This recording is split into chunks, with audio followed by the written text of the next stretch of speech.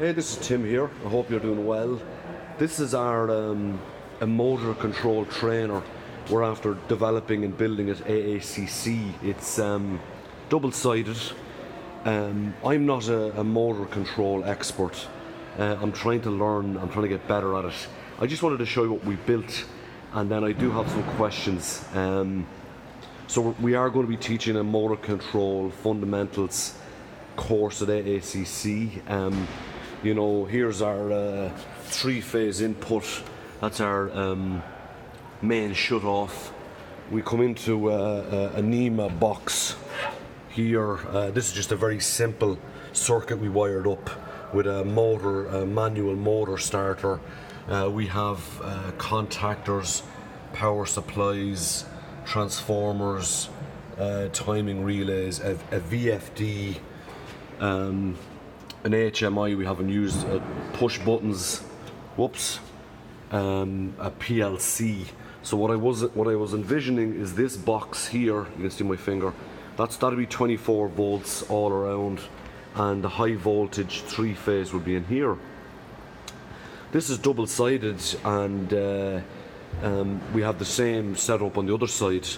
So it's about $5,000 worth of components here, which seems like a lot, but for like a motor control trainer, that's cheap.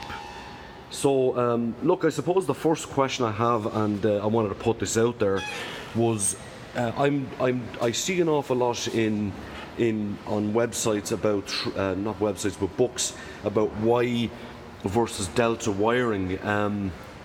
You know, so I was able to wire up a three-phase motor without having to really understanding that.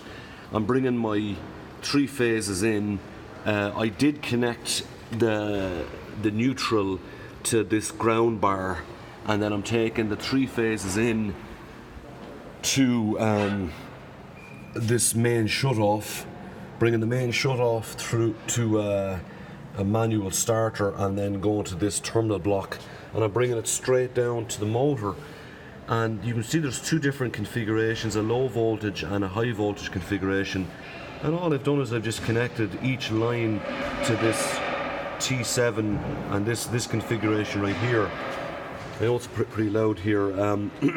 I did take a multimeter, and I am getting 120 per phase in relation to ground. When I put my multimeter on two of them, I'm getting 208, which does make sense to me. So I suppose my first question is, why the hell do I have to worry about a Y versus a delta configuration? What relevance does this have to what we're trying to do here? Is it overkill? That's the first question. The second question is the progression of the trainer. So we were going to learn probably using these switches, wire up a 24 volt power supply, bring it in here, get a terminal strip, learn how to wire up push buttons, normally closed versus normally open, turn on some lights. That'd be the first lab. Second lab maybe would be to measure the voltage of the three-phase. Then we might bump up to like using a manual starter.